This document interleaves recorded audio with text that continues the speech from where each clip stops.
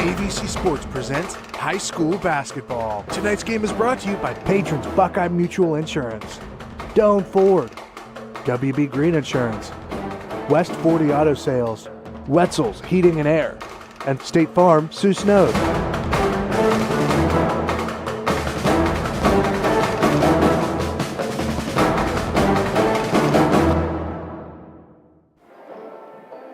Good evening and welcome to high school basketball on ABC Sports as the John Glenn Little Muskies take on the Meadowbrook Colts in Muskingum Valley League basketball action here in Byesville. I'm Dave Hilliard, and along with my partner Mike Snively, we've got all the action right here on 97.7 WILE and also on the WYRP TV YouTube channel.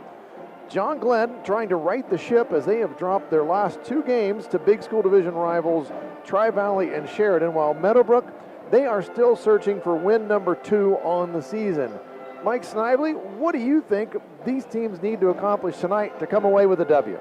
Well, I think we talked about this on the car ride over, Dave, and I think one thing Meadowbrook has to do is they have got to take better care of the ball. You're right. Knowing that John Glenn is going to come after them and create a bunch of turnovers, because John Glenn's going to pick them up as soon as they get off the bus. Yes. And it's going to be 3 or 4 guys, on them like fleas, pressuring that basketball. So I think the name of the game tonight is how do they contain the pressure, and how do they handle the pressure that John Glenn's going to apply to them tonight? That's exactly right. I put down in my notes that it's a tough matchup for Meadowbrook because John Glenn has that speed and that quickness and just those guys that play in the backcourt. So I'm talking about Will Nikolazakis and Steele Bates. They just have a nose for the ball. They always seem to be around the basketball. They're getting deflections, tips, steals, all those things that they can do to be disruptive. And that's just not something that Meadowbrook has handled very well this season at all. No, and Meadowbrook's had their moments this year where, I'll tell you what they do. They shoot the ball well. And there's times they play really well. They've been competitive in many games this year, but they've been going through these 4-minute stretches where it's almost like they go through a brain fog and just struggle immensely, and they lose the game in that 4-minute span. And last week against Morgan, it was the first 4 minutes of the fourth quarter. Morgan adjusted their defense just a little bit, went to a 2-3 and extended it, and Meadowbrook just didn't identify it and just started throwing the ball all over the gym. And that's one of those, too. And again, Taryn Jarrett, it's his third season, and it's his second year of really just dealing with a lot of youth and inexperience. And that's what happens to young teams. They do have those spurts where they play really well, and then there's about a 4-minute segment or maybe a 5-minute segment where all of a sudden they forgot how to play basketball. Right. And like I said, they do shoot the ball pretty well. Defensively, they've been really good fundamentally defensively. And last week, I noticed their freshman, Bentley Seedor, stepped it up in terms of physicality, almost looked like he was a junior or senior out there playing very strong. And maybe the other players from Meadowbrook will feed off of his intensity he's been playing with. Well, we'll see what happens tonight. As I said, John Glenn trying to right the ship here. They've lost a couple of tough ball games. I did the Tri-Valley John Glenn game, and I know you were there in attendance. It was in John Glenn, and Tri-Valley, they gave them everything they wanted. John Glenn harassed them, and for about 3 quarters, John Glenn still right in the basketball game, but then Tri-Valley just had a little bit more players and a little bit more things go their way in that last quarter, and they ended up winning that game 44-33 over John Glenn. And then John Glenn went over to Sheridan and got beat 53-49 in another really close game, one of those nip and tuck games, just back and forth, and Sheridan ends up coming out on top of that one. So they've lost 2 in a row. They currently stand at 10-7. As we said, Meadowbrook looking for win number 2. They're 1-15. And the all-important seeding for the tournament is right around the corner. Well, it's updated weekend all the time. Yeah. The draw is going to be this weekend. John Glenn's sitting right there in that 6-7 realm right now. Maysville, Tri-Valley, then Maysville 1 and 2 right now in the East District. So all that's coming to a head, and as we've been talking about with our own team at Muskingum, it's February. You've turned the calendar to this month. You want to be playing your best basketball. No doubt about it. And John Glenn, that's a tough 2-game stretch. Tri-Valley, Yes. home or away, is going to be tough. And going to Sheridan, the team they had beat at John Glenn on a buzzer beater earlier in the year, so they split Right. with a pretty good Sheridan team this year. But yeah, that's a tough 2-game stretch. Now you come down here to Meadowbrook and Byesville. It's a rivalry game. A lot of different things can happen. The jump rope team's here tonight. We've got a pretty large crowd. This might be one of the bigger crowds that Meadowbrook's played in front of this year, so that could provide some spark for Meadowbrook. And John Glenn always brings a good crowd, so it should be a good atmosphere for a rivalry game. Well, if you're watching us on the video realm of things tonight, and that's on the YRP TV YouTube channel, stay tuned at halftime. We're going to have a camera on the court. You got to see the jump rope team because Absolutely. they are amazing. If you're on radio, well, sorry, you're going to miss that one. But if you got the video tonight, the jump rope team is a very interesting halftime show. They're all kids from an elementary here in Meadowbrook District, yes, aren't they? grades 3 through 5, and Brenda Duvall does a great job of running that program, and they go all over the state. They go to Ohio State. They go to Cavs games. Well, tonight we're lucky enough they're here at Meadowbrook. Well, the MVL, 2 divisions. Tri-Valley leading the way in the big school, 11-1. Maysville, 10-2. Maysville has to travel to Sheridan tonight, so I'm going to be interested to see how that one comes out. Maysville handled Sheridan pretty well at Maysville, so we'll see how that one, because that brings up this coming Friday, I should say, Tri-Valley travels to Maysville in a game that's probably going to decide the big school division if Tri-Valley is going to win it outright or they're going to have to share it with Maysville. And I will actually be doing that game. We'll be on Nash Icon, I believe, Friday night. So looking forward to that one immensely because that's going to be a great game. Great atmosphere. If you haven't been to Southtown, they really know how to put a game on. They do a great job. Great atmosphere over there. And in the small school division of the MBL, New Lex comfortably up in front, 11-2. And I'm going to have to say, I think that's might be a surprise to me that they're 11-2 because they've crossed over and they beat the big boys. They beat Tri-Valley, which that was a big game. Now, I believe it was at Tri-Valley. And it was at Tri-Valley. So doing a great job there. The coach there doing a fantastic job. And they've been just having a really good year. So kudos to them on what they've been able to accomplish this year. Coshocton in second in the small school division. Morgan in third place. West Em in fourth in that small school division. Crooksville and Meadowbrook down at the bottom of the small school. John Glenn, they are in fourth place in the big school.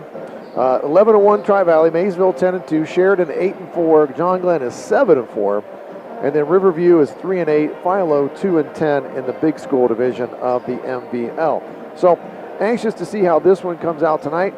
We'll see how, because you mentioned the Morgan game. It was 60-55. There was a close ball game, and Meadowbrook actually, I think, didn't somebody from Morgan, I might have set the school scoring record or got 1,000 points. The week before he did, Carson Mummy, who, and I'll tell you, Morgan's got some talent. They got some guys that can put the ball in the basket as well. So I thought that was a good effort last week by Meadowbrook. That's a great effort for them. And then, Maysville coming up, they've still got 5 games left on the schedule after tonight. They've got to go to Cambridge. They host Coshocton.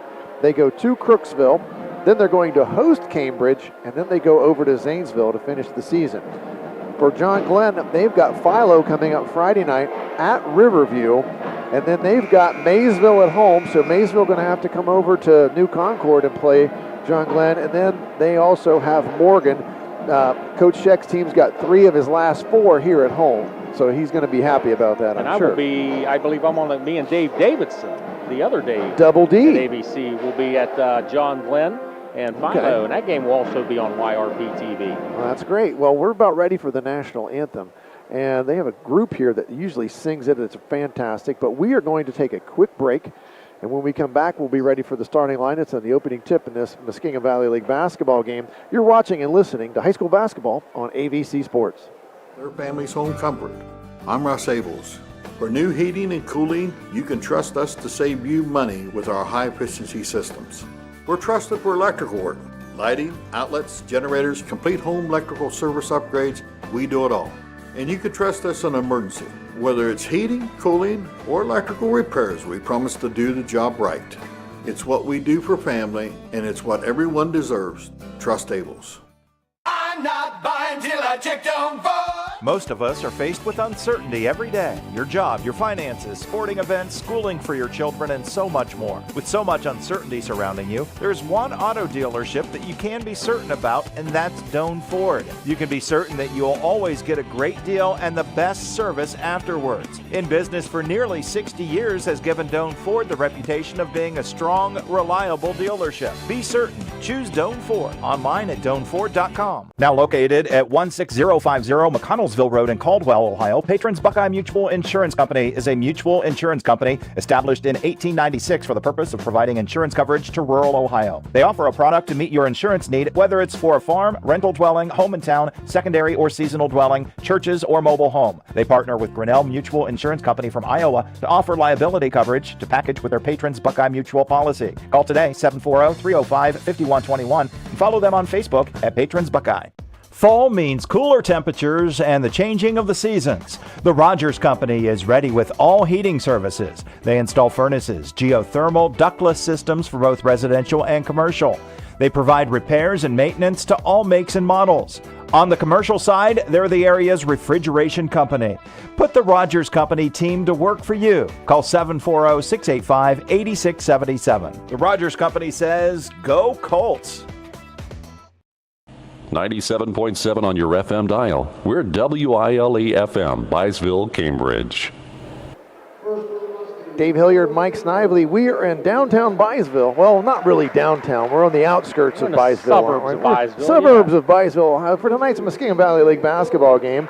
John Glenn traveled down here to Byesville to take on the Meadowbrook Colts. They're going through the starting lineups right now, and I've got to give a shout out. Those were the Brook Singers, am I right? That is the Brook Singers, ran and taught by Mr. Todd Bates, and I get to hear him every day down the hallway from my classroom. I tell you, I love it when student groups sing the national anthem, and I got to give the young lady at John Glenn that's been singing the national anthem, she is absolutely amazing. Fantastic as well. Yes. Love it when the kids sing the national anthem. All right, starting for the visiting, Coach Eric Scheck's John Glenn Muskies, a 6'6 senior, Caleb Larrick, a 6' sophomore in C.J. Dolan, a 6'1 senior, Noah Widland, a 5'7 junior in Will Nikolazakis, and a 6' sophomore, Steele Bates, rounds out Coach Scheck's starting lineup. For the Meadowbrook Colts, for head coach Taryn Jarrett, they're going to start a freshman guard, Michael Ray, a sophomore guard, 6'2 Mason Campbell, another sophomore guard, a 5'10 Jake Burris, a 6' freshman, Bentley Cedor, and a junior, he's the man with all the experience on this team, Colton Delancey. He is a 6'3 junior, and he rounds out the starting lineup for Coach Taryn Jarrett. And we are about ready to be underway here in Byesville for tonight's contest between, what do they have? A little problem down there. No, we had the Meadowbrook players were throwing jerseys to the crowd as they ran out, and three kids got looked like a fumble at the Super Bowl. That's what it looked like. There was a scrum on the floor down there. I couldn't figure out what was going on. Caleb Larrick is going to jump center against Colton Delancey, and we're going to get this basketball game underway. And there goes the opening tip, and Larrick, as I suspected, wins the opening tip for John Glenn. He gets it to Nikolazakis. He brings it into the front court. Now gets it on the right side into Dolan. Looks to Winland inside. Winland a couple dribbles. Three-pointer on the way from Nikolazakis. Off back iron, no good. Rebound off to the Colts. Cedar with the rebound, and here they come on the attack. And as we predicted, Mike, pressure in the backcourt. Yeah, pressure in the backcourt. Many double teams tonight. And there's the first turnover, and that double team forced that turnover, and that is exactly John Glenn's MO because they are going to pressure the basketball. It looks like the Muskies want to play some hurry up. Quickly up the floor to Bates, and he drills a three from the left side, and he starts the scoring off for John Glenn. Steele Bates with a three, and it's 3-0 here. Still over 7 minutes to go in this first quarter. Into the front court now are the Colts. Nice move across the baseline. Good shot fake, and he is fouled as he is going up. That was Mason. Was that Mason Campbell? That was Jacob Burris. Jacob Burris. I wasn't sure if it was 2 or 3 down there. And they're going to get Larrick. Is that Larrick, his first foul? John Glenn's first foul. And Burris is going to get to shoot a couple of free throws here. Burris in the right place at the right time. Nice shot fake there and got Larrick to run into him. And that's one thing that Lyric needs to stay on the floor for John Glenn to have that advantage inside. No doubt. And Burris makes that first free throw. Burris shoots it at 83%. Excellent free throw shooter. Good free throw shooter, heck yeah. Makes them both as you would expect an 83% free throw shooter to do. And there comes that sideline break that John Glenn runs under Eric Sheck, and they get it into Lyric. And that's an easy 2 for Caleb Lyric. It's 5-2, 7 minutes now in the first quarter. I'm always amazed how successful that sideline break is, and everybody knows it's coming. They know it's coming, and they still couldn't get back and stop it.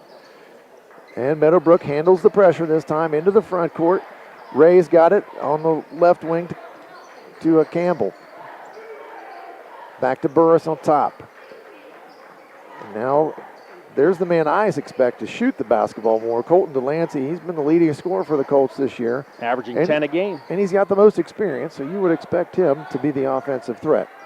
Ray with the basketball out on top, over to Cedar. Delancey, three-pointer from the left wing. It's good. And we've got a tie game at 5. And as you said, Mike, they can shoot the basketball. They can shoot it from deep. They average about 5 or 6 threes a game. Nikolazakis now out on top. Bates has usually run the show for John Glenn, but it's been Nikolazakis tonight. Bates, pick and roll beauty to Caleb Lyric, and that's how you draw that one up. Bates and Lyric execute the pick and roll to perfection, and that's an easy layup. 4 now for Caleb Lyric. And here come the Colts against the pressure again. Into the left corner to Ray. Back out on top to Burris. Burris now dribbles across, and he almost threw it away there. Campbell did a nice job not letting that ball get past him.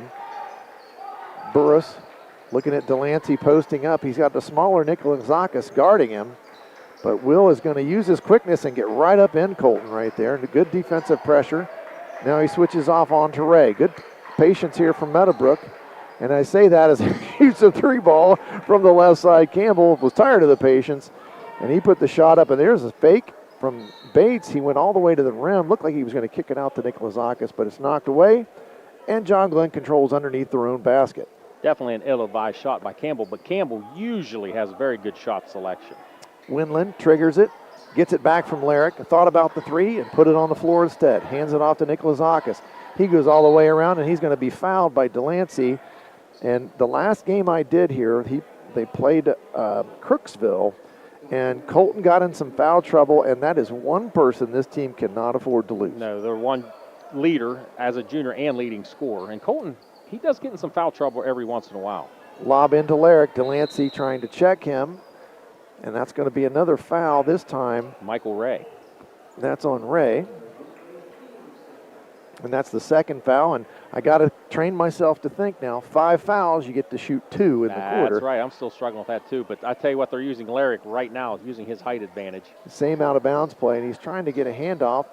Thought about the shot. That's going to be 3 seconds.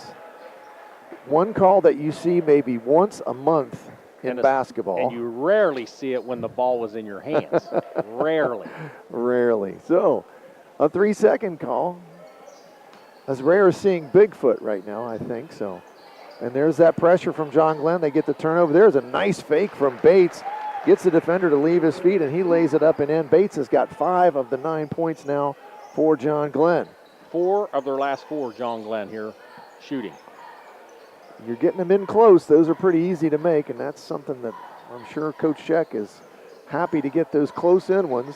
They have struggled sometimes from the three-point line, although they've had a couple games where they've really made a lot of them. There goes Delancey on a baseline dribble, and wild shot is no good. Rebound off to Bates, and he's on the run up the left side of the floor. Flips it back to Winland. In rhythm 3-ball. It's good. Noah Winland eyed that one. Nice in transition. Pulled up and hit that shot in rhythm. Those are the kind of threes you don't mind your kids taking.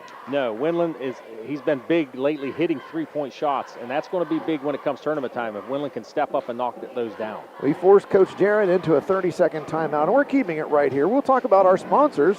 Anyway, we got Doan Ford tonight, patrons Buckeye Mutual Insurance, Valentine Insurance, Ables Incorporated, WB Green Insurance, West 40 Auto Sales, and the Rogers Company. And we've got to think about this for the game tonight, Mike. We've got a +1 pizza player of the game. We've got a Lock 9 pizza player of the game. And Rogers Company also sponsors the play game. And I've got to remember this. I already forgot on the first 2 free throws that were shot in the game that tonight, Amy Kissinger for Guernsey County Commissioner is the sponsor of all free throw attempts. So that's a lot to remember, Dave. I can help you out if you need to, because I'm pretty organized. I'm limited. I can't keep that many things going on in my mind at once. So I will need Mike Snively's help tonight in that regard. You could be in trouble. Keep me on track here. And they're going to amp up that pressure a little more, trying to get a little trap going, and they almost got the steal in the backcourt. Nelson Cameron into the game for John Glenn as well now. And there's an in-rhythm three that Delancey turned down. I thought for sure he was going to let that one go. John Glenn's really getting to their transitions on defense are really good tonight. Braden Davis into the game for John Glenn as well. Ray now on the right side. Crossover dribble. He's being harassed by Cooper Briggs, who just checked in as well. So 3 new faces for John Glenn out there. It just seems like they're forcing him outside. And he shoots it over Larrick, no good. Larrick tips it to Davis, and here comes John Glenn on the attack, enjoying a 12-5 lead here at the 3:30 mark of the first quarter. Bates, little shake and bake move to his left, fakes it, kicks it back out to Cameron. Nothing doing there, going to reset the offense now. Coach Sheck calling out some instruction. Davis over to the right side now. And here comes Briggs on a dribble. He penetrates in. He flips it back to Davis, who hands it to Bates. Bates lays it up and in. Bates has got 7 now. It's 14-5 John Glenn. That was some poetry in motion, that offensive series there for John Glenn. Really nice ball movement there by John Glenn. Bates in the backcourt. He's going to harass Cedar. Cedar gets it into the front court. Nice give and go to Cedar. Shot fake up. Draw a little contact, but no call there. Delancey had it, but it's taken away by Briggs. Briggs on the dribble. Flips it back to Larrick, and that's going to be a charge. And that's going to be 2 on Larrick. And that is Larrick's second foul. And right away, Noah Winland comes to the score. Winland's going to come in, and I've seen this happen before. When Larrick comes out of the game, they play a little bit more. They'll line up in a little bit more of a zone look. Yes. And absolutely. they'll trap out of it. So we'll see what they do here. They're kind of a 1-2-2 look right now, or they're just it's straight up man. I think they're just going to try to trap out of it. So. Obviously a much smaller lineup. Smaller lineup, which is not bad sometimes, and that's all the way across the baseline. And I thought the guy guarding the ball tipped it, but I guess not, because they're saying John Glenn basketball, and it's got to go. It's got to go back to where that spot was. So you don't see that too often either. Well, they can't lob it into Larrick now, so they run something different, a little double screen. Dolan had the three-pointer, but didn't shoot it. Gets it to Winland. Screen from Davis. Boy, he was open on the roll. We just couldn't see him. Dolan with the basketball. Backs it up. Picks up his dribble, gets it to Davis on the right side. Davis surveys the scene, and he decides I'm going to kick it back out to the top. Briggs, shot fake. Nothing doing. Cameron, quick dribble to the right. Bounce pass to Davis. Davis, post move up and no good. And that's going to go off Meadowbrook and out of bounds, and that's going to stay with John Glenn. And I'm impressed with what John Glenn's been able to do offensive-wise, Mike. They've got really good movement so far. Really good movement, and that ended the streak of 6 in a row right there. So shots 2 through 7 all went in. And it was a good shot, too. Winland penetrates and rebound off to Delancey for the Colts. 14-5, 2 minutes to go in the first quarter. Meadowbrook finally gets it across half court. Campbell dribbles to the baseline, and he's cut off, and he travels. We talked about the turnovers. That's 4 in the first quarter so far, Dave, for Meadowbrook. That equates to right now about 16 for the game. That's not a good number, and especially Meadowbrook, they've got to take better care of it. Nikolazakis went all the way in, and there is a look what I found as the ball came to Braden Davis. Nikolazakis lost it, but I think he ended up kind of tipping it over to him. I don't think so, Dave. I think he accidentally kicked it off his shin by accident, and Davis was the beneficiary. Who'd they call that foul on there? They got that on number 0. That was on Warner. Austin Warner. Okay. And Davis makes the free throw to complete the old-fashioned three-point play. Now it's 17-5, John Glenn. 1:39 to play in the first quarter. Davis knocking it down at 75% clip at the line. And that free throw brought to you by Amy Kissinger for Guernsey County Commissioner. There you go. Good job, Dave. Colton Delancey now in the backcourt. Burris trying to get the ball up against pressure. Here comes a trap. They get it back to Burris. Burris now finds Delancey. Delancey not in a hurry. Kicks it over to Campbell. Campbell's on the right side. And he's being harassed by Dolan. I will say John Glenn will guard you on the ball. They do. really get after you. And there is a nice bounce pass from Colton Delancey as he finds Burris on the back cut. And Burris has got 4 now for Meadowbrook, and it's 17-7. Penetration there from Glob, who's checked in, and he ends up getting it back to Nick Lazakis. Nick Lazakis fake handoff, goes all the way, lays it up, no good. Davis fights, gets the rebound, kicks it to Glob. Glob lays it up, no good. Nice play by Braden Davis. And that was going to be a violation, but somehow Burris kept control of the basketball and gets it into the front court. Colts on offense now, 30 seconds to go until the end of the quarter. Campbell almost stolen across the court. Delancey penetrates. Now Burris. Campbell back to the middle of the floor, and he gets it to Warner. Warner looking inside. Meadowbrook they're trying to get one shot here. 14 seconds now. Clock moving. Could get a 2 for 1 here because they'll get the ball to start the second quarter. Yeagle with the basketball. He gets it to Delancey. Here's where I thought the shot was going to happen. Burris thought about it, put it on the floor, throws it across to Warner. Warner penetrates, pulls up shot. No good. Air ball at the horn, and that'll end the first quarter. John Glenn leading this one 17-7. You're watching and listening to high school basketball on ABC Sports. Do you really think that an insurance company who promises quotes in a few minutes has your best interest in mind? Do they really know you and what coverages you need? Hi, this is John Valentine with Valentine Insurance. We take time to learn about you and your insurance needs so you can feel comfortable that you're receiving the right coverages at the best possible prices. Find us on Facebook, stop by our office, or give us a call at 994-1776. Valentine Insurance, a partner you can depend on. How can you select from insurance companies offering you lizards or ducks?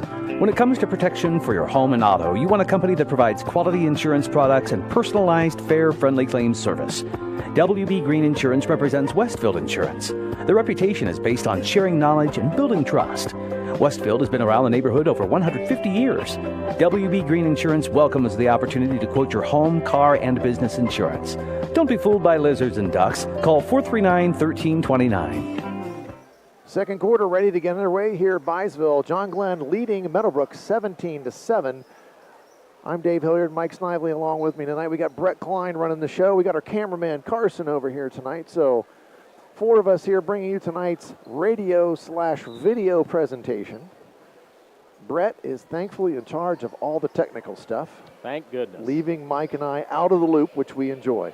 We just show up and talk. Meadowbrook with the first possession of the second quarter. And they get it to Warner on the left side. Back to Delancey at the top. Over to Burris on the right side. Setting a screen for Delancey. He's going to post up, turn, shot, up, good. Nice shot, nice offensive possession there from Meadowbrook. It's 17-9, John Glenn in the lead. And one little bit of different strategy I'm seeing out of John Glenn's, Bates is not the point guard tonight. No, he's not. It's Dolan right now, and it was Nick Lazakis earlier. So Bates, a little bit different role, maybe a little bit different place for him in the offense. And that sometimes helps players' perspectives. And Bates is a good young player, and I think he probably sees the floor pretty well. So, and I think it also gives him an opportunity to maybe score some more as well. I agree. Put him at that 2-guard position. And speaking of, he's going to let a 3 go, and it's off the front iron. Rebound is... Wow, they got Larrick for his third. And that's going to be Larrick's 3rd foul. They're going to call him over the back. Where was that official Saturday in our game against Heidelberg as we were fighting a 6'10 center for position most of the game? Well, let's be honest, though. Right there, I just think Larrick just because he's bigger than everybody. He got greedy. Yeah. He got a little greedy. He didn't have good position. So, and that's probably a foul that's going to get called most of the time in a high school game. Ball stripped away. Nice defensive hands there. And they get it up to Bates. Bates lays it up and in. And that was C.J. Dolan on the pressure. He got the steal. They tried to cross it over right in front of him, and that's usually not a good idea if the defenders got their hands down low. And there's a good, and that's... I thought they were going to get... I thought that was a Ray charge. with the push-off. But instead, that's going to be on Dolan, his first foul. Dolan had position. Ray lowered the shoulder. I thought that was offensive, but I'm not wearing the stripes tonight, Mike. You know, we talked about how young Meadowbrook is. Right before that substitution, John Glenn had 4 sophomores on Yes, the sir. field. They have a young team as well. And that ball is lost on the inbound. Another turnover. Here comes John Glenn. Nick Lazaka squares up on a 3. It's no good, but the rebound, that long rebound, comes off to Bates. Good look from Nick Lazakis, just didn't get the shot to go. Now Bates running the show. He's going to have Braden Davis come out. They're going to run the pick and roll. Davis rolls. Bates penetrates out to Nick Lazakis. He penetrates into the lane, gets it to Davis. Davis shot fake. Spins, tries to get it out to Bates, and he threw it away. Delancey's got it, almost got it tipped away, but he hands it back to Ray. Ray now flips it back to Delancey on the left side. Cedar posting up inside, and he gets it. Nice job there by Cedar. And good look from Delancey to getting the basketball. It's 19-11. John Glenn with an 8-point lead. Bates, three-pointer, off back iron, no good. Rebound fought for. Winland had his hands on it, flipped it to Nick Lazakis. Bates now in the lane. A little bit gun shy after missing a couple in a row, but Davis says, I'll shoot it. Rebound off to Briggs. Briggs didn't want it. Kicks it out to Bates. Bates, 3-ball. Nobody around him and all kinds of time, and he drains it. Those offensive rebounds detrimental to the Colts. Steele Bates now with 10 of John Glenn's 22 as they lead 22-11. And that's going to be a foul on Nick Lazakis as he's reaching in. And that's 3 fouls already in the quarter on John Glenn. And as we've mentioned, Mike, new rules. 5 fouls get you to the free throw line. And we're getting close already. 3 here in the first 2 minutes and 45 seconds. Right, we haven't even got to the 5-minute mark, and they've got 3 fouls. And that's one thing John Glenn will do defensively. They will put their hands on you. They're going to get after you. And there's a turnover right away. Nelson Cameron kind of threw it up at the rim, and I thought that should have been goaltending, but it was not. But Nelson Cameron, he gets his first bucket of the game, and it's 24-11. And again, that pressure in the backcourt is just causing Meadowbrook some problems. And the boy, they were lucky Ray didn't get called for a push-off there as he extended that left arm. Briggs doing a nice job on Ray. Briggs is doing a really nice job pressuring the ball. So is Braden Davis right there as he's up in Austin Warner. Winland giving Cedar a little space. Delancey 3-ball. It's all air, and it goes out of bounds. And that's going to be John Glenn basketball. 24-11 here. 4:40 to play until halftime. John Glenn having a little adversity there. Caleb Larrick, the big man out there, he's got 3 fouls. He's on the bench. I don't think we'll see him the rest of this half. Winland, spin dribble. 3-ball on the way from Briggs, and he drains it. And that's going to force Taryn Jarrett into a timeout. It makes it 27-11, and I think that's going to be a full timeout. Yes, sir. So we'll take a break as well. You're watching and listening to high school basketball on ABC Sports. Save money and get peace of mind with secure file backups from ABC Tech. Lost or deleted files happen all the time, and it can be devastating to your business. ABC Tech backs up all your data from all your computers and stores it in the cloud securely. If you ever lose your data for any reason, we can restore all your files easily from backup. Right now, you can get 2 months of our cloud backup services free. There's no need for us to even come on site. We can set you up remotely and protect your files quickly and easily. Contact us today for more details and to get your first 2 months free. Call 740-432-5605 or visit abctechnicalservices.com. Second quarter action here at Meadowbrook High School. John Glenn leading this ball game 27-11, 4:26 to play until halftime. Again, our sponsors tonight, Doan Forn, Patrons Buckeye Mutual Insurance, Valentine Insurance, Ables Incorporated, WB Green Insurance, West 40 Auto Sales, and the Rogers Company. We've also got player of the game from Plus One Pizza and also Lock 9 Pizza. And Amy Kissinger for Guernsey County Commissioner, I can't even say it. She is our free throw sponsor tonight. And our scoreboard updates, Clark Family Practice. Meadowbrook with the basketball.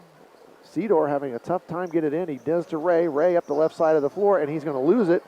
And here comes Briggs. Nice bounce pass over to Nelson Cameron, and Cameron lays it up. It's his second bucket of the quarter. It's 29-11, and John Glenn functioning just fine without Caleb Larrick. Just fine, and the tempo's picked up by much more. Cedar got it across the court for Meadowbrook. Ray has it on the left side. Almost shuffled the feet there. Now gets it to Campbell. Campbell back to Cedar across the floor. He almost loses it. Being harassed there defensively. Good job from Braden Davis. Nothing's coming easy right now for the Colts offensively.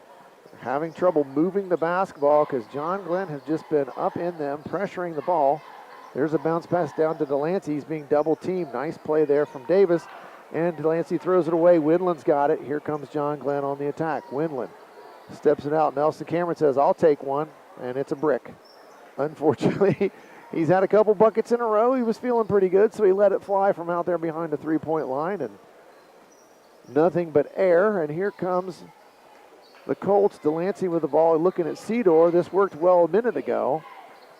Delancey changes his mind, though. They try to set a flare screen for him.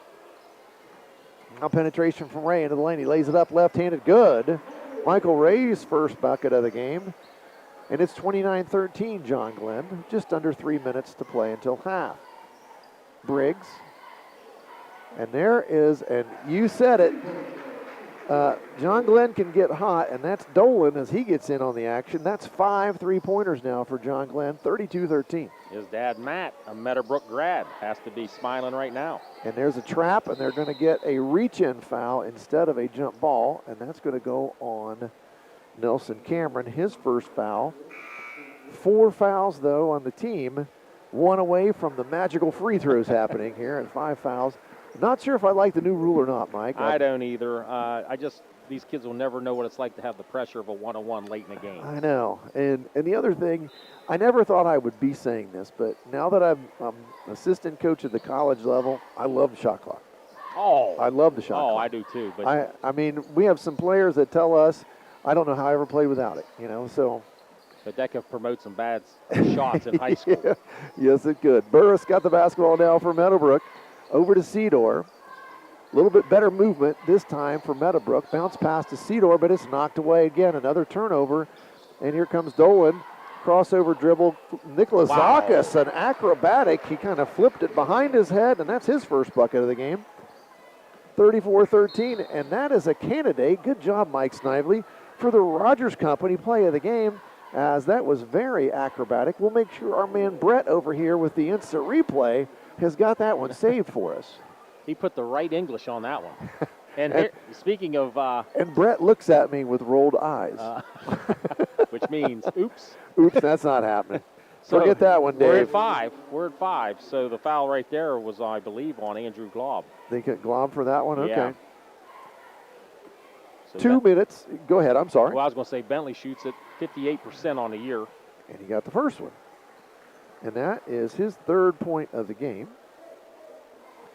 Cedar connects there, and that free throw sponsored by Amy Kissinger for Guernsey County Commissioner, as well as that one, which goes off the back iron, and it's rebounded by John Glenn.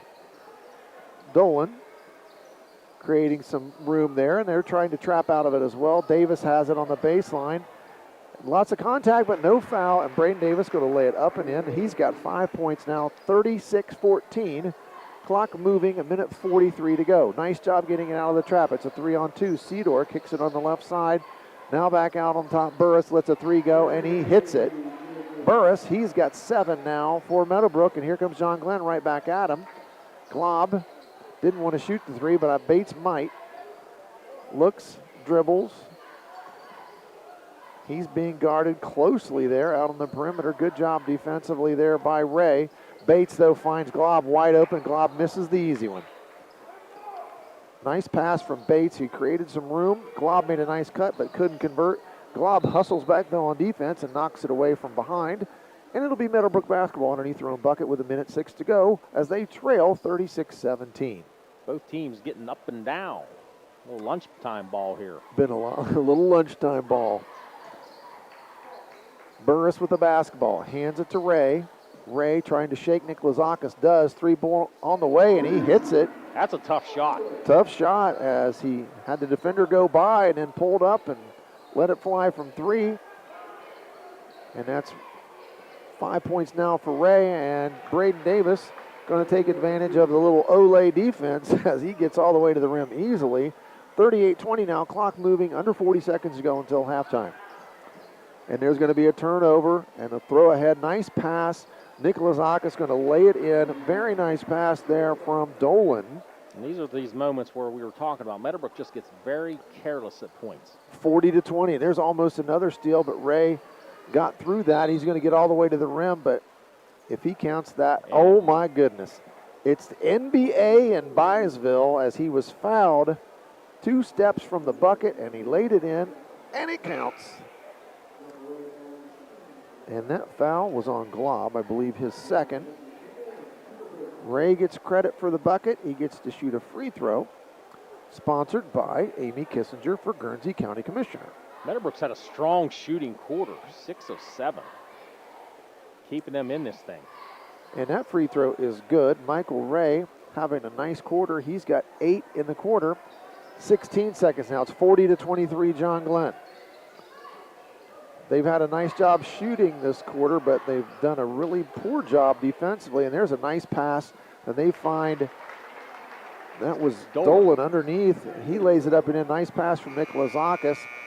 Good if it goes, and it doesn't go. That's going to end our half. John Glenn leads this one 42-23. We'll be back with a little halftime statistics. We'll talk about maybe our sponsors, and we've got an ONN halftime, I believe, that's coming up that our man Brett's going to hook us up with. So, and we're going to get to watch the jump rope team. That's what I'm excited about. I am really excited. My eyes are glued to the If you've got the video, you'll get to see it as well. You're watching and listening to high school basketball on ABC Sports. Psst. Hey, I have a secret. I use Secret Whole Body Deodorant because more than just my armpits stink. Oh, can I use it where my bra rubs under my...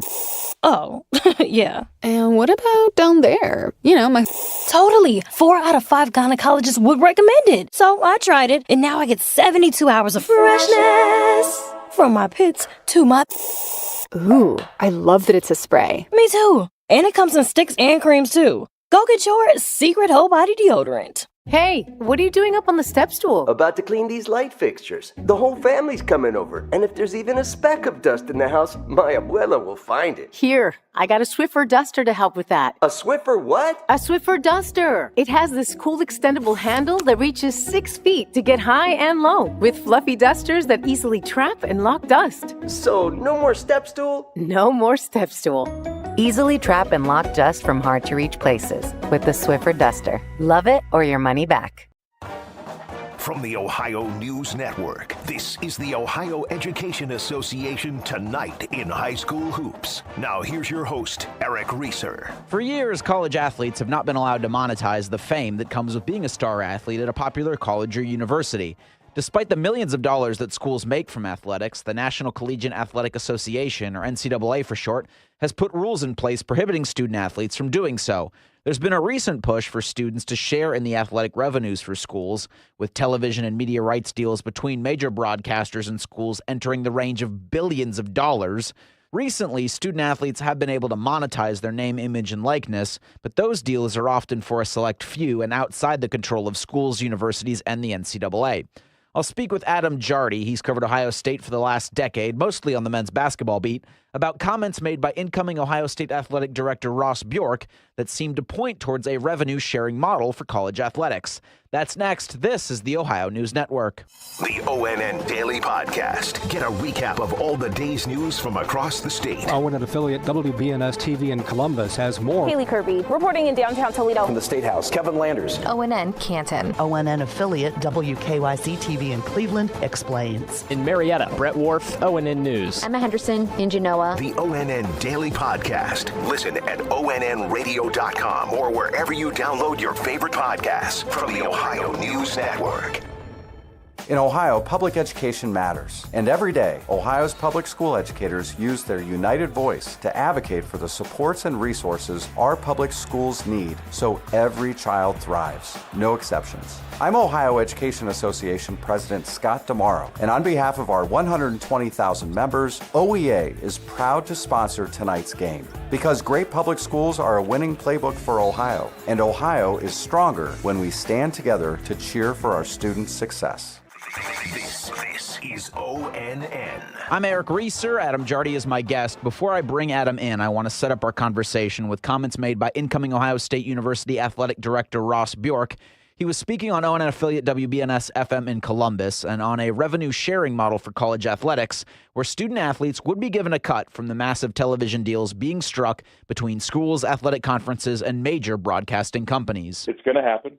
We're going to be sharing revenue with athletes. We're going to be reallocating resources across our athletic departments. We're going to still have sports, though. I asked Adam if such a model could even work in college athletics. I think it has to. I think that has to be where this is all ultimately headed, because I don't think there's anybody that would tell you right now that the current sort of NIL structure or lack of structure is really all that good for anybody. I mean, it's confusing, it's messy, it's shrouded in mystery. Nobody really knows who's getting what or from whom. Teams can't, quote unquote, use it, or schools can't use it as a recruiting inducement. But I mean, obviously, it clearly is. There's the issues that all presents. There's so much uncertainty and so much unknown. And I think to hear Ross talk about, like, basically that kind of stuff essentially needs to be brought in-house, and you need to sort of streamline this stuff.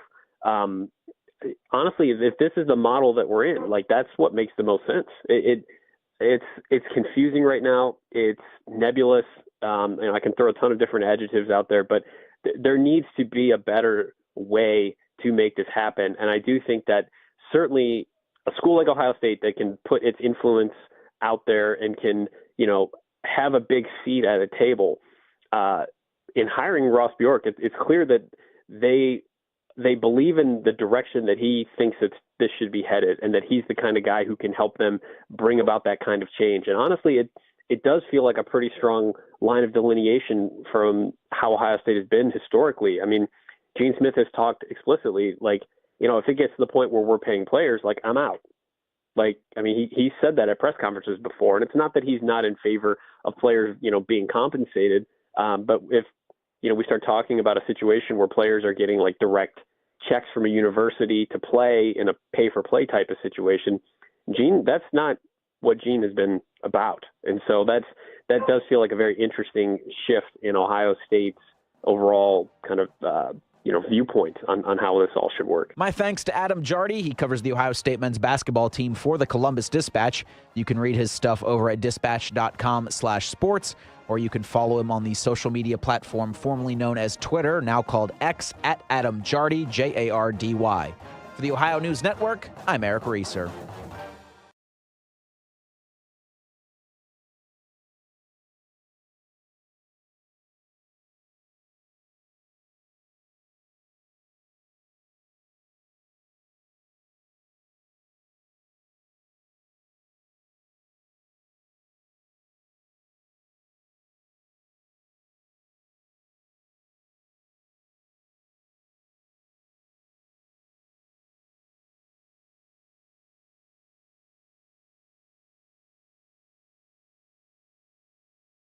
Did you know that nearly 75% of people say family is their top priority, but only 50% have life insurance? Give your loved ones a gift they can count on this Valentine's Day with coverage through SelectQuote. When my husband and I went to SelectQuote.com, we had quotes from multiple carriers in minutes. Then, an experienced licensed insurance agent helped us find the right coverage for our budget. I'm 40, and my $500,000 policy was only $16 a month. My husband's also 40, and his $500,000 policy was only $18 a month. And with their same-day coverage, there was no medical exam required, and we were covered by the time we hung up. Show your love this month by protecting your family's future. Some policies are less than $1 a day. Call SelectQuote at 1-800-280-6262 or go to SelectQuote.com to get your free quote today. That's 1-800-280-6262. 1-800-280-6262. Details on example rate at SelectQuote.com.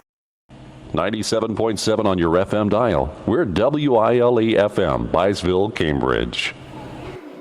Halftime at Meadowbrook High School. We are thoroughly enjoying this jump rope troop from which elementary is this, Mike? This is Brook Elementary, grades 3 through 5. And they are fantastic. They do all kinds of tricks with the jump rope, and it's just got to be great physical activity anyway, seeing what these kids do. I mean, anything that, and of course there's a big crowd because when you bring a bunch of little folks in to do some show, you're going to get people to come in, and they were fantastic.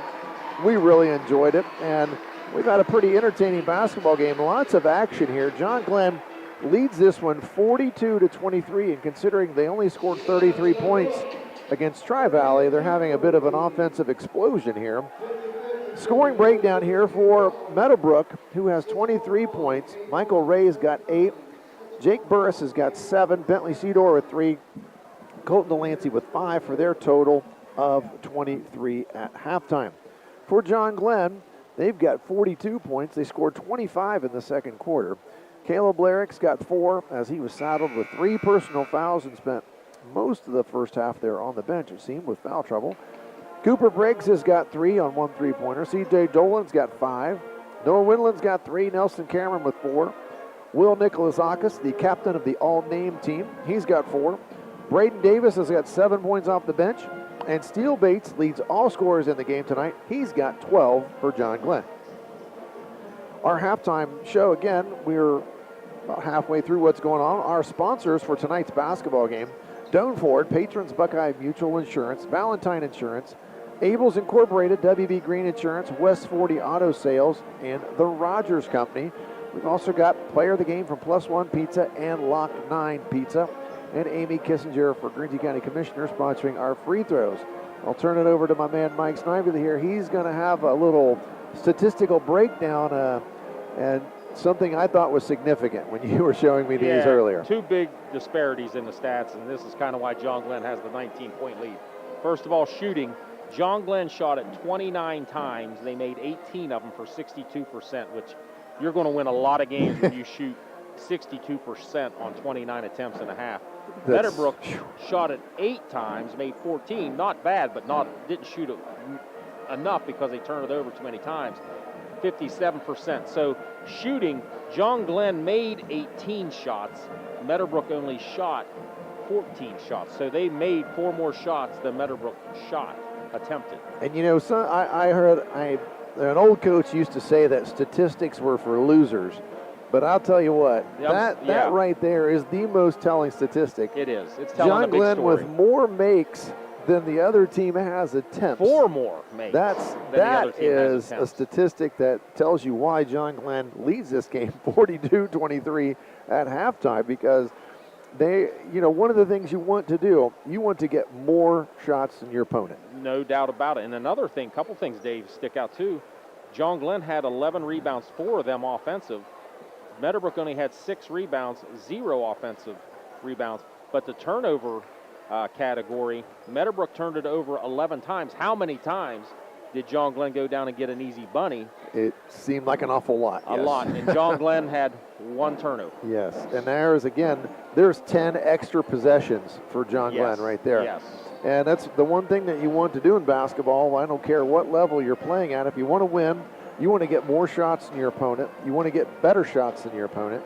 And John Glenn did both, as they got a lot of shots, a lot more shots, and they also got good ones. I mean, they had a ton of layups, and the threes, they really didn't force them. I can't think of a bad three-point shot they attempted.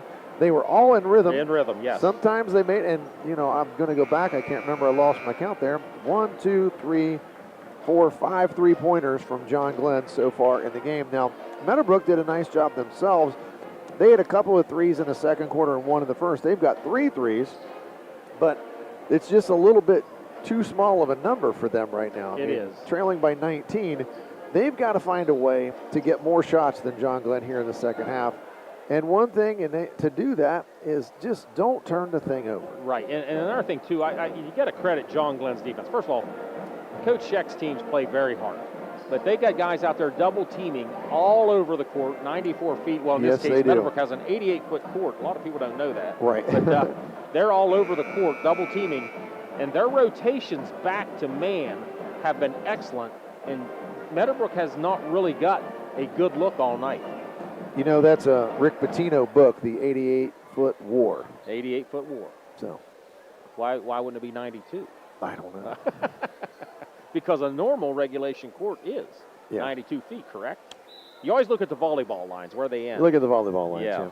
They go a little deeper here, so it's only 4 feet shorter. I know this. If you can shoot it from that volleyball line, you're a pretty good shooter. Well, that volleyball. Nice play for John Glenn right out of the break. A back screen there for Caleb Larrick, and he gets an easy lay-in. He's got 6 now, and here comes that pressure from John Glenn. They lead 44-23. Delancey having trouble. He throws it over to Campbell. Campbell, they got to get it across the court, or the half-court line, and they finally do. Michael Ray on the right side, back to Delancey. Back to Ray, looking at Cedor posting up. That worked well one time in there for Meadowbrook in the first half. Almost another turnover there. Burris has it on the left side. Out to Ray, out top. Crossover dribble, Windland right up in him as John Glenn has done all night. They're really pressuring well. Lyric giving Delancey a lot of room. Ray penetrates. Ball going to go off of Windland, I believe. And Meadowbrook's going to keep the ball. They're going to take it underneath their own basket, trailing 44-23. And you do have that Meadowbrook indecisiveness, and that always happens with the young team. You don't have that go-to guy that's going to say, okay, I made a decision. I'm just going to go with it now. And they inbound it, and they throw it off Cedor, but, boy, Nicholas Zaka still almost got that basketball. Great hustle play there from him. And there's a three ball on the way from Delancey in the corner, and it rattles in and out. Here comes Bates on the attack for John Glenn. He's in a hurry. Stop and go dribble. Windland on the baseline. Got cut off. Nice job defensively. Dolan, he gets all the way underneath the basket. He tries the reverse layup, but it's partially blocked. And here come the Colts on the attack. Three-pointer on the way from deep, and it's going to go in and out. Rebound, though, from Cedor. Might have got away with a walk, and I noticed Caleb Lyric says, nope, I am not touching anybody right now. He doesn't want to get that fourth foul. And that Cedor has the first offensive rebound for the Colts tonight. Nicholas Akis finds Lyric low. Nice up and under there with the dribble. Lyric lays it up and in, and if he can stay in the game without the foul trouble, they can't stop him if he gets it that deep. Now, is that 10 for Lyric? That is now 8 for Lyric, and there's another turnover. Cedor basically hands it to Dolan, who misses the left-handed layup. I appreciate the attempt at the left-handed finish, but he missed the layup. He might have known he was going off the wrong foot. Back to Lyric inside. He spins on Delancey. He dumps it off to Nicholas Akis. For some reason, tried another one of those circus shots behind his head. All he needed to do was lay it up, and he didn't do it. And it's no good, and here come the Colts, dodging another bullet. Ray, crossover dribble, nowhere to go. He's cut off by Bates. Flips it to Delancey. Delancey not really wanting to shoot that three, but Ray says, I'll take it. And Windland gave him way too much space there, and that's going to be a timeout, I believe, from Coach Jarrett. And it's 46-28, and I think it's going to be a full timeout, so we'll take a break as well. You're watching and listening to high school basketball on ABC Sports. At Abel's, we're proud that so many people trust our family with their family's home comfort. I'm Russ Abels. For new heating and cooling, you can trust us to save you money with our high-efficiency systems. We're trusted for electrical work, lighting, outlets, generators, complete home electrical service upgrades. We do it all. And you can trust us in an emergency. Whether it's heating, cooling, or electrical repairs, we promise to do the job right.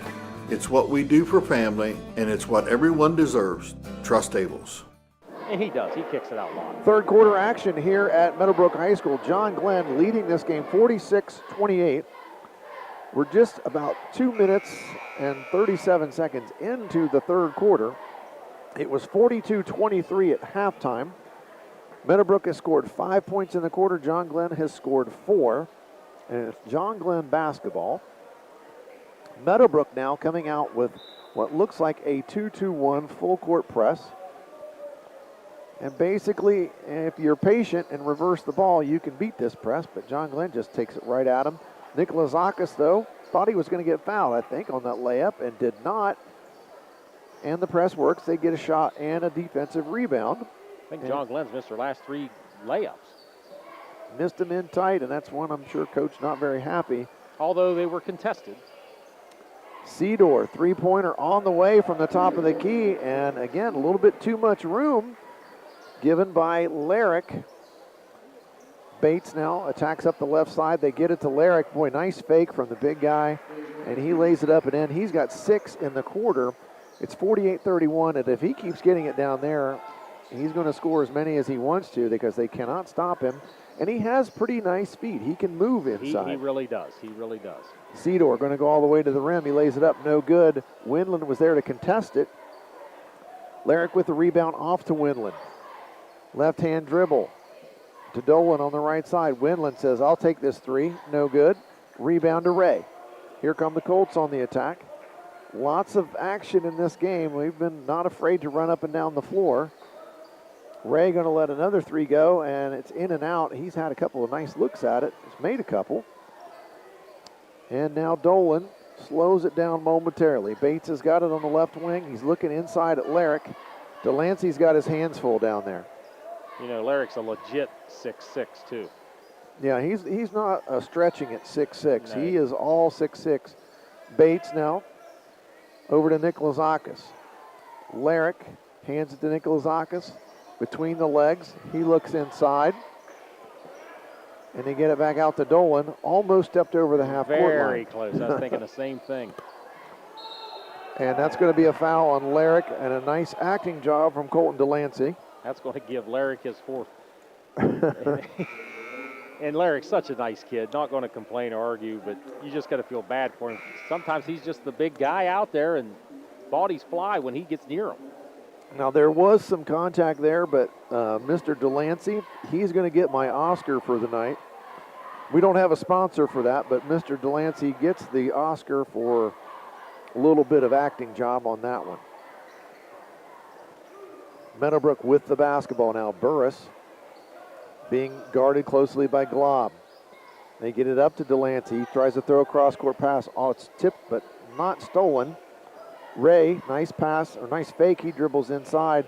And there's a good shot fake from Campbell, but he couldn't get the shot off once he penetrated. Burris waving Delancey over to the left side. There's a nice little backdoor cut, and he's open, and the left-handed layup's going to go for Mason Campbell, and that's his first bucket of the game. It's 48-33, 2:48 to play in the third quarter. There's a bounce pass from Bates, and Cameron tried to go and got it taken from him. He turns it over, but Meadowbrook's going to turn it right back over as they throw it over Cedor's head, trying to get him out there for an easy one. I was just going to say, John Glenn's been doing a great job on Mason Campbell, who averages almost 10 points a game. Had 18 in their win against or loss against Morgan, but for John Glenn to hold him to 2 points till now, that's a pretty good job on the effort of the deep John Glenn defense. And Bates, ill-advised pass. He almost nailed a cheerleader. And she was open though. All of a sudden, we've got a turnover fest. Yes, we do have a turnover fest. You're exactly right, Mike. Coach Scheck standing down there by Bates, and I think he's giving him a little advice as to, hey, we need to take care of it a little better. Yeah, the last two passes from each team went into the bleachers, and one almost hit a cheerleader. Could be hard hat night here in Byesville. And there's going to be a foul, and that's going to be on Glob. The official didn't like the way that Glob was using his hands. And that's going to be the third foul of the quarter against John Glenn. We have none against Meadowbrook, because, frankly, they haven't pressured John Glenn enough to foul. How many total team fouls does I've only got them for 3. Yeah, that's what I didn't think they had a whole lot. But John Glenn's being the aggressor. Yes, they are. Meadowbrook now with the ball on offense. Michael Ray hands it to Cedor. Little handoff action to Burris. Burris, now they get it back to Cedor inside. He powers his way up through some contact and lays it up and in. He's got 7 points in the quarter. It's a 13-point game now, 48-35. John Glenn letting the Colts hang around. Well, Larrick had 6 points in the quarter, and he is the only scorer for John Glenn of the quarter. Bates, though, he makes a really nice pass there to Braden Davis. Really, Davis had screened and rolled to the bucket. I thought Bates wasn't going to get it to him, but he found him. Nice play there. Almost a travel. I thought Cedor probably drugged that foot, and it should have been a travel, but not. Cedor's got it again, being guarded by Glob. Burris turned down to 3. Now on the left side to Ray. He gets down to Cedor. Back to Burris. He's going to screen for Burris, and he flips it over to Delancey, being guarded closely there by Briggs. They throw it into Delancey now. He pass fakes, decides against it, and it's going to be a turnover. Nelson Cameron with the basketball. He takes it in against Ray, and he's fouled. And Ray can't believe it, but he slapped down, and they're going to call that one just about every time. Credit Meadowbrook here. They're keeping this thing hanging in there. Close yes, enough in striking distance, playing hard. Nelson Cameron going to go to the line to shoot 2. And again, our free throw sponsored tonight by Amy Kissinger for Guernsey County Commissioner. And the first one rolls in and out for Cameron. He's got 4 points tonight.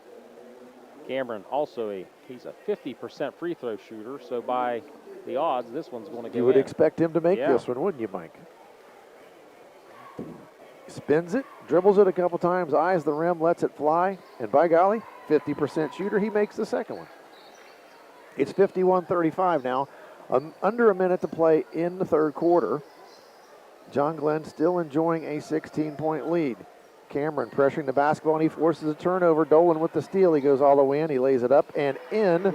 Nice play from C.J. Dolan. He gets the steal and the lay-in. And John Glenn back to that full court look. They now lead by 18, 53-35. And there's going to be another steal. Nope. Almost a steal.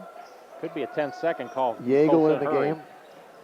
That stop-and-go dribble almost cost him that 10-second count. But Ray now onto the offensive end. Being harassed there by Briggs.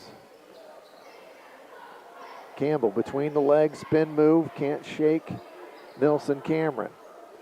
13 seconds now. Meadowbrook looks like they're going to try to get one shot out of this. Burris has got a nice back screen to Campbell. Campbell shot fake. Shot is up and in. Nice play there, and Campbell converts for his 4th point of the game, and that's going to end our third quarter. John Glenn leads this game 53-37. We'll be back after a short break. You're watching and listening to high school basketball on ABC Sports. I'm not buying till I check Down Ford. Most of us are faced with uncertainty every day. Your job, your finances, sporting events, schooling for your children, and so much more. With so much uncertainty surrounding you, there's one auto dealership that you can be certain about, and that's Doan Ford. You can be certain that you'll always get a great deal and the best service afterwards. In business for nearly 60 years has given Doan Ford the reputation of being a strong, reliable dealership. Be certain. Choose Doan Ford. Online at doanford.com. 97.7 on your FM dial. We're WILE FM, Byesville, Cambridge. Fourth quarter action ready to get underway here at Meadowbrook High School. John Glenn leading this MBL basketball game 53-37 as we start the fourth quarter. Again, our sponsors tonight: Doan Ford, Patrons Buckeye Mutual Insurance, Valentine Insurance, Ables Incorporated, WB Green Insurance, West 40 Auto Sales, and the Rogers Company. Again, we've got a +1 pizza player of the game, a Lock 9 pizza player of the game, and we've got a Rogers Company play of the game that Mike and I will have to decide about. Amy Kissinger sponsoring all free throw attempts tonight. And Meadowbrook will have the first possession of the fourth quarter. Delancey has it, a little give and go to Campbell, but knocked away by Bates. You know, not a lot of size on the floor for John Glenn, but a lot of length, Dave. Yes. There's some long arms out there. Meadowbrook inbounds the ball to Campbell underneath their own basket. Shot fake. He can't get that one to go up and in, but he fights for the rebound, but he steps out of bounds with it. Nice effort from Campbell. Just couldn't get it to go and couldn't corral that rebound. So it's going to go to John Glenn.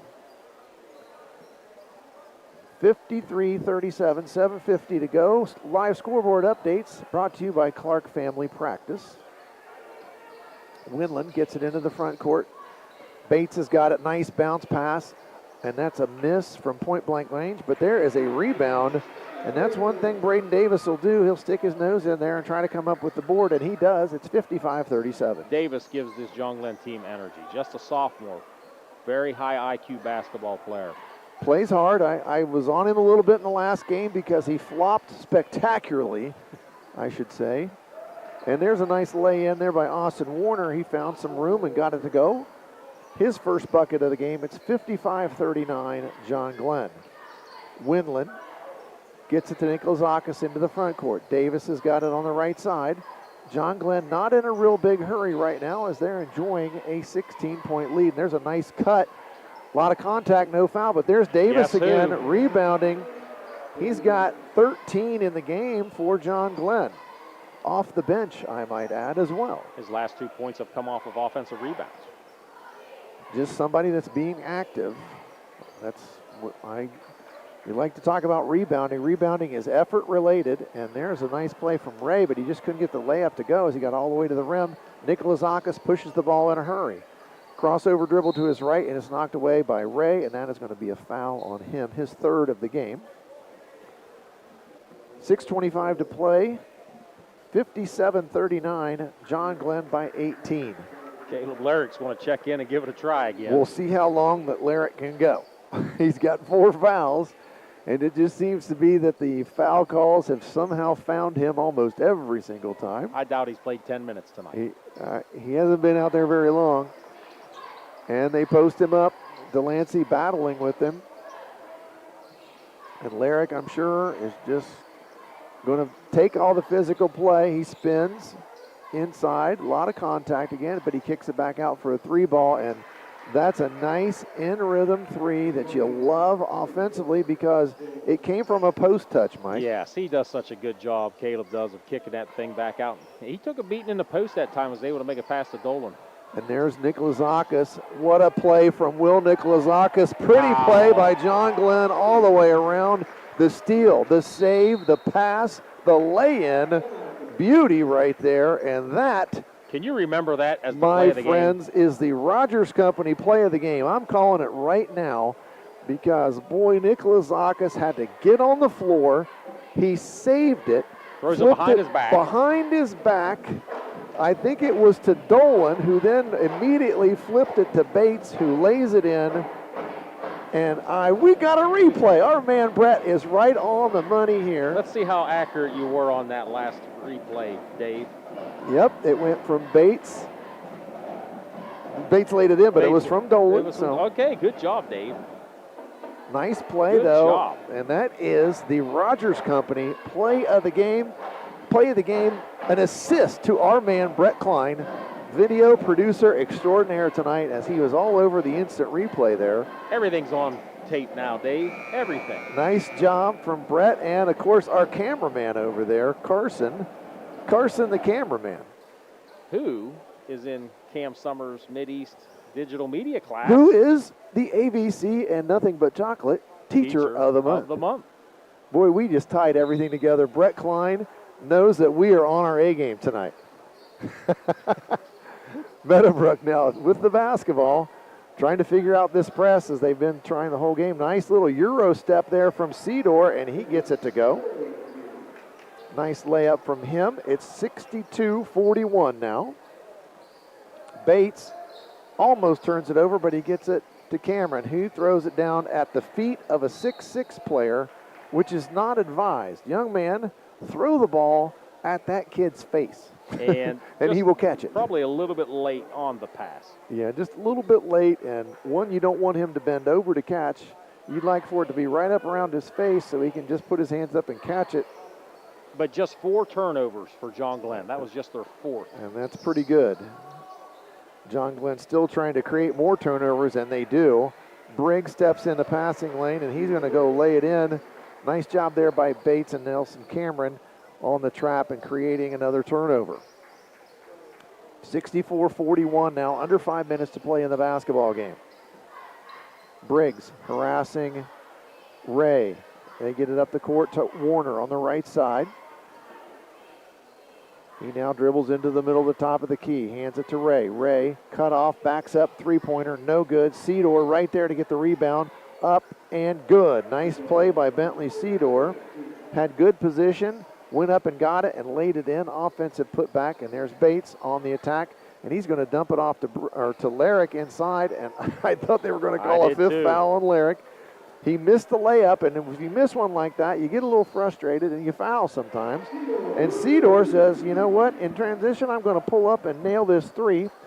And it's 64-46 now, just over 4 minutes left in the game. Bentley Cedar continues to improve every single game. Bates now, cross-court bounce pass, and there's the ones that get knocked away. Nice play from Ray. He hustled back, got in the passing lane, and we're going to see the return of Braden Davis. He's going to come in the game for Windland. And except for Larrick, again, we're pretty young out there again, I believe. Three for John Glenn.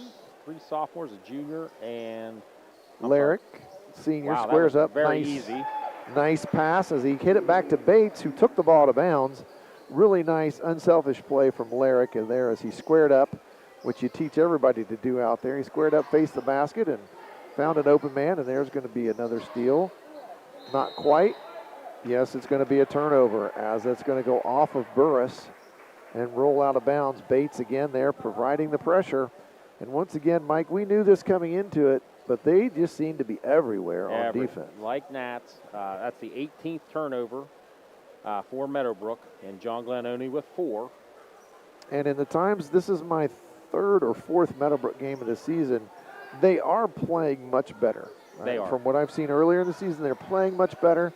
But John Glenn is a tough matchup for them. They just a are. really hard matchup. Yes, it is. Briggs, he penetrates. Nice runner from him.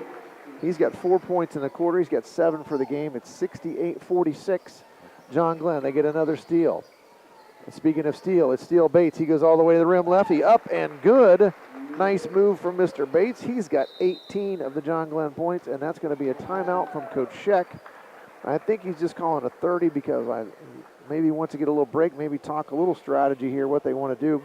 They're probably going to back off on the pressure, I would believe, as it's 70-46. And we're going to make then. Coach Scheck's going to make some substitutions With 3:12 left in the game. And I believe we've got somebody from the JV team checking in because he's not on my roster. You got to look at the junior varsity. Mike is checking. We've got a couple of people up here. I was going to... That's Hayden Genzer. Hayden Genzer. Hayden Genzer. Okay. Hayden Genzer checking into the basketball game. DeAndre Fowler has checked into the basketball game. Genzer is 44. Okay. So we have him as 32 on our... that was a junior varsity uniform though. So he's just been moved up to the varsity. All right, and then we've got Nelson Cameron still in the game. We've got Briggs still in the game. We've got Glob. And as expected, John Glenn backs it off to a half-court defense. They back it off. It's 3 minutes to go in this game. It's 70-46. Meadowbrook now. Cedar squares up. It's tipped away by Glob, and Glob going to dive on the floor. I appreciate that effort, young man. You're up 24, and you're still diving on the floor. I got to like that. Well, we love watching him on the football field, too. Boy, he was an interception machine this year for John Glenn. Cedar gets it down low. Lots of contact. Fight for the ball, and that's going to go off of Mason Campbell. Meadowbrook's still out there fighting, playing hard. Both teams doing a great job. Noah Deaver will check in for John Glenn. His first action of the game tonight. 2:40 to play in this one. 70-46. John Glenn leading it. Deaver's got the basketball. Back to Nelson Cameron. And he tries to throw a bounce pass to the middle of the floor. It's taken away. Here comes Burris, and he walked a mile, and we didn't call it. He did, I think, great defense there by Nelson Cameron. Cameron did a great job. He faked him into that, really. And Cameron draws the foul this time, and that's going to be on Mason Campbell. And unlike the other quarters, not as many fouls have been taking place in this quarter. 2 from Meadowbrook, 1 for John Glenn. Got another, that's Lucas Blair that checked in. He's 6'5" junior. Yeah. He gives it up to Glob. Glob, unselfish, he makes a nice pass. Fowler, he's going to penetrate. Left-handed layup, no good. Rebound off to Cedar. Colts now at the floor, 2 minutes to go in the game. 70-46. Nice stop and let the guy fly by there by Mason Campbell, but he can't connect on the three-point shot, and it's going to go to John Glenn. John Glenn now. Coach Scheck testing the announcers as he subbed liberally here. Some with different numbers. He's trying to test me here, and I will have to talk to him about that in the postgame. Glob now. Got it to Genzer. Genzer to Fowler. Fowler throws it out of bounds. It's a turnover for John Glenn. And as expected, this is the sloppiest John Glenn's looked on offense because of all the substitutions and new faces. Lots of new faces out there. 1:39 to play. Clock moving here. And a lot of the faithful have already left in this one. A lot of them left after the halftime show.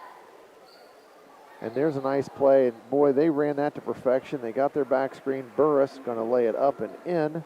He's got 9 points. He had 7 at half. That's his first bucket of the second half. Glob now running the offense. John Glenn, lots of players new to the game out there, moving. Nice back cut and a nice job there by Hayden Genzer. He lays it up and in, a back cut that he made, and a really nice assist there. And I want to say Noah Deaver made Noah Deaver, really nice pass by Noah Deaver. Good job there by John Glenn. Nice movement. And then Cedar says, give me 3, but he can't get it to go, and rebound off to Fowler. Here comes John Glenn. 44 seconds to play in the game. Glob, lefty dribble, out on the left wing. Deaver got it over to Genzer. Now Glob has it on the right side. Lots of movement here. Glob trying to find Blair there on that cut, but he couldn't get it done. Campbell says, I'm going to take a little spin move here. That was very pretty. Very nice move from Mason Campbell. He went to the spin cycle for that one, and he makes it 72-50, and I think John Glenn just going to hold the ball out on top as the clock is going to wind down in a 72-50 victory for John Glenn. They're going to run their record to 11-7. 8-5 in the Muskingum Valley League.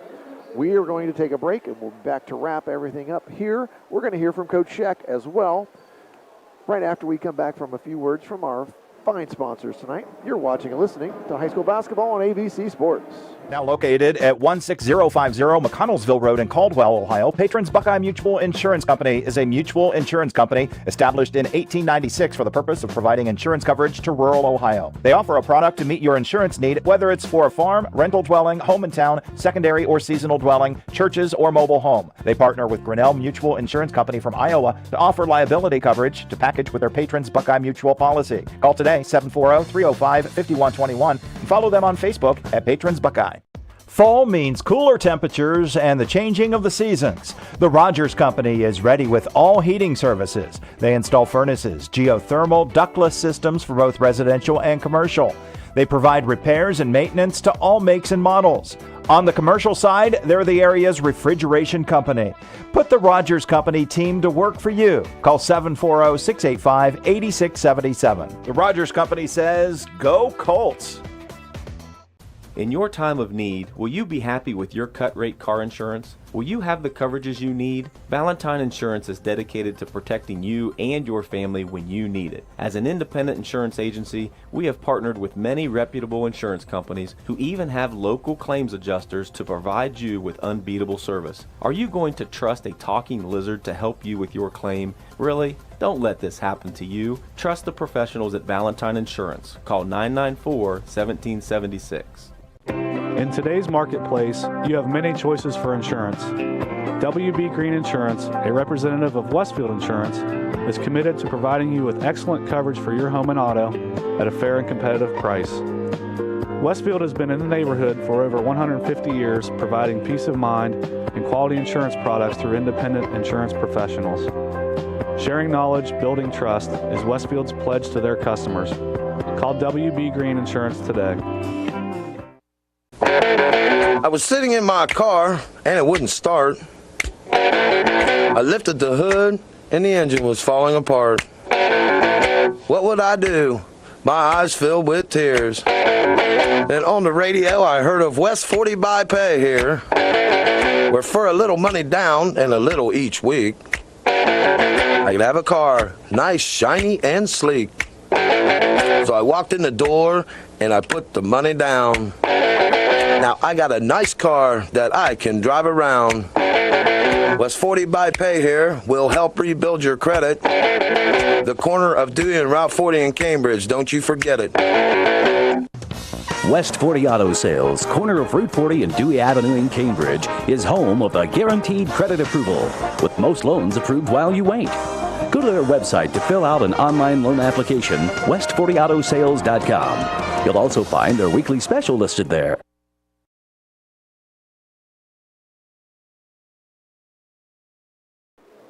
Dave Hilliard, Mike Snively, we're back at Meadowbrook. John Glenn victorious 72-50 tonight in Muskingum Valley League basketball. We are joined by head man Eric Scheck of John Glenn. Coach, thanks for coming up here and talking with us. We thought it was you guys were going to be a tough matchup for Meadowbrook because of the pressure, and you guys certainly did that tonight. Yeah, it was, we wanted to try to dictate the tempo. They got some young guards. I think they're pretty skilled, and they'll be pretty good, but right now, they got some young guards, and I thought we did a good job creating that tempo. And then, of course, when Caleb goes out with 3 fouls and limited in minutes, I was proud of our guys. I think we were a little sloppy at times in the second half, but I thought we did a good job creating the tempo. We talked about it because we didn't think Caleb played for, it seemed like 5 minutes total in the game. Yeah. but you guys really made some nice adjustments, and offensively, you really kind of picked up the pace a little bit more with Caleb out of the game. Yeah, and he does so many good things behind the scenes for us. And sometimes we rely almost too much on him getting some touches in there. Right. But it was nice to see some of our young kids tonight, especially without him on the floor, still be able to create some things offensively. We talked about this, and Braden Davis is going to be the Lock 9 Pizza Player of the Game for John Glenn, because we thought he really came in and gave you a lot of energy off the bench tonight. Absolutely. It's one of those things. We were talking with our guys the other day. Braden's been our leading scorer the last 3 or 4 games. And he has a good argument about even if he wanted to argue about starting, but he does a great job coming off the bench for us. He just plays with a motor, and I think all of our guys play hard, but Braden brings a certain amount of energy and effort that can be contagious at times. He's done a good job the past 2.5 weeks. Well, right now, here we are. It's February, and we talked about this earlier. This is the time of year that you want to be playing your best basketball, and you had a couple of close games that you lost here. You got back on track tonight. But the next 4 games that you play, I see you have 3 of them at home. Yeah, we've got to be able to try to finish the season strong. Of course, we got a big one with Maysville here in a week or so. Right. But we got to take care of business, and we got a Philo team coming in on Friday to our place that's showing improvement. That had Sheridan on the ropes the other night. I still don't think we're playing our best. And as a coach, you hope that you peak at the right time as you end the season. We still got a lot of work to do, but. Again, our young kids are starting to gain a lot of valuable experience for us. And I think that's probably something you're looking at, because last year, the same thing, it's kind of, you caught lightning in a bottle there at the end of the season, because all of a sudden you started playing really good basketball, and it got you all the way to the district final. Yeah, and as a coach, you hope that happens again, but you just never know how it'll turn out. But, it's funny you talk about last year, because we were – a tip-in away from being, under 500 for the season, and then, right. we rattled 3 wins off and make the district finals. I hope our guys can have that same mentality as we finish this season and head into the tournament. Well, Coach, we certainly appreciate you joining us up here after the game. Enjoyed your comments tonight, and congrats on the big win. Back in the winnings column now, and hopefully you finish it up strong here this next couple of weeks. Thanks, guys. Appreciate you guys covering us. Congratulations, all right. Coach. Hey, thanks, Coach. Eric Scheck joining us tonight, head coach from John Glenn. We appreciate him coming up here. Our sponsors tonight on our basketball game and the post game and everything that happened tonight: Doan Ford, Buckeye, Patrons Buckeye Mutual Insurance, Valentine Insurance, Abels Incorporated, WB Green Insurance, West 40 Auto Sales, and the Rogers Company. West 40 Auto Sales, I have to say that and go da-da-da-da-da. Love Add that. to the bone. Love that commercial. Commercial's been going on as long as I can remember. I love that commercial, and he's got to be loving it that we keep mentioning the West 40 Auto Sales commercial. I'll break down the scoring here that I had tonight. Mind you, mine is not official, but I'm pretty decent at this. Mike's going to hit us with some stats here as well. But for the victorious John Glenn Muskies, Caleb Larrick, limited amount of time on the floor. He still ended up in double figures with 10 points. Cooper Briggs with 7 points. C.J. Dolan with 10. Noah Windland with 3, Nelson Cameron with 5, Will Nikolazakis with 4, Braden Davis, 13 big points off the bench, and he is the Lock 9 Pizza Player of the Game for John Glenn. And then Steele Bates, he had 18 points. And you're thinking, well, why didn't he become the Lock 9 Pizza Player of the Game? Well, by golly, he's been the Lock 9 Pizza Player of the Game a couple of times, so we are going to I'm going to present it to him right now. Well, we're going to give that to him right now. We're going to give that to him since he was our player of the game. For Meadowbrook Colts tonight, Austin Warner had 2 points. Michael Ray with 11 points. Mason Campbell with 6. Jake Burris with 9. Bentley Cedor with 17. Colton Delancey with 5 points tonight. And that's a total of 50 for the Meadowbrook Colts. As we said, final score tonight, John Glenn 72. Meadowbrook 50, and as I said right there at the end as we were heading out for the break, John Glenn now 11-7 on the season. They're 8-5 in the MVL. Meadowbrook drops to 1-16 and 0-14 in the Muskingum Valley League. Mike, you got some shooting stats and some other things you're going to share with us here in the postgame. Yeah, very good shooting night for both teams. John Glenn 32 of 52, 62%. So they shot 62% at half. They shot 62% for the game. So John Glenn shot it extremely well. Meadowbrook, not so bad themselves. They just didn't get as many shot attempts. 20 of 36 for 56%. Normally that's a good percentage, but just not enough shots for the game. John Glenn out-rebounded Meadowbrook 23-13. John Glenn had 7 offensive rebounds. Meadowbrook with 3. big stat of the game. Meadowbrook had 19 turnovers, John Glenn 7, but only had 4 until the last 3 minutes. Free throws, John Glenn just 2 of 3, Meadowbrook 4 of 5. And did you hit our? Okay, we're going to get to our. We'll do it again here. Yeah. Amy Kissinger, our Guernsey County Commissioner, she was the sponsor of all of those free throw attempts. There weren't many of them, though. We will all say 8 that. of them. And then we had the Lock 9 Pizza Player of the Game. That was Braden Davis, and we got him his certificate for his free pizza. And I see that picture of the Wangus burger. I want to try it every single time I see that. We need to head down, Dave. We keep saying we're going down. I know. We've got to get it done. We've got to get it done. Now, Meadowbrook, we have a +1 Pizza Player of the Game, and we decided that was Bentley Cedar. And Mike, being a educational professional here at Meadowbrook, he's going to find Bentley tomorrow and give him his little card for his free pizza. I mean, we still could do that tonight before we get out of here. Back-to-back pizza award for Bentley.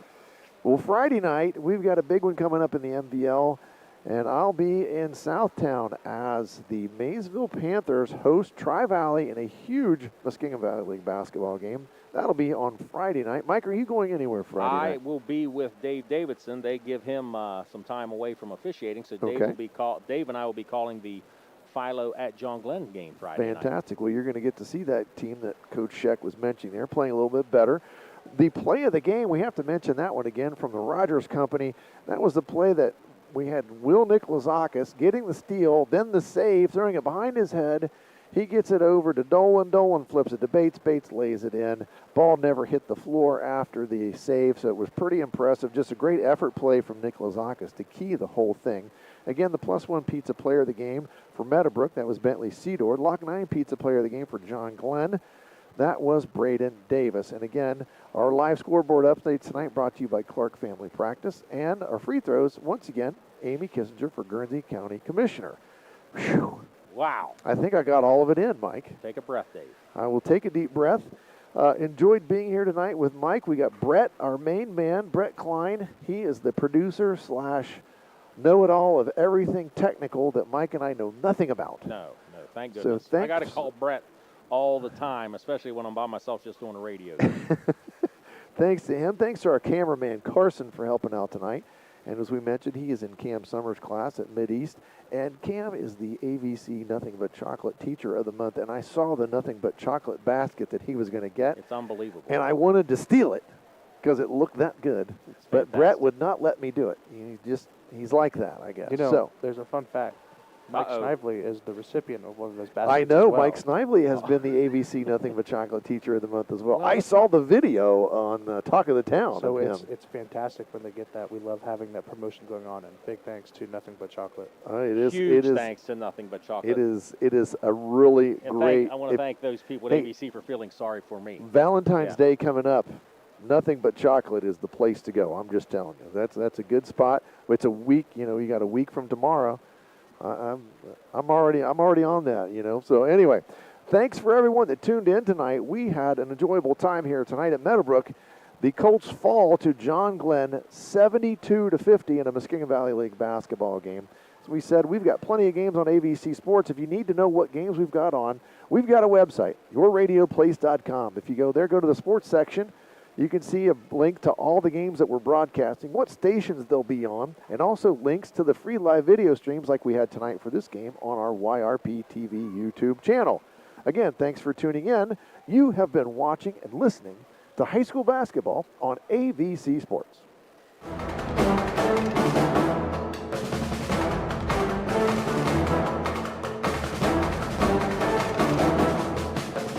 This has been a presentation of ABC Sports.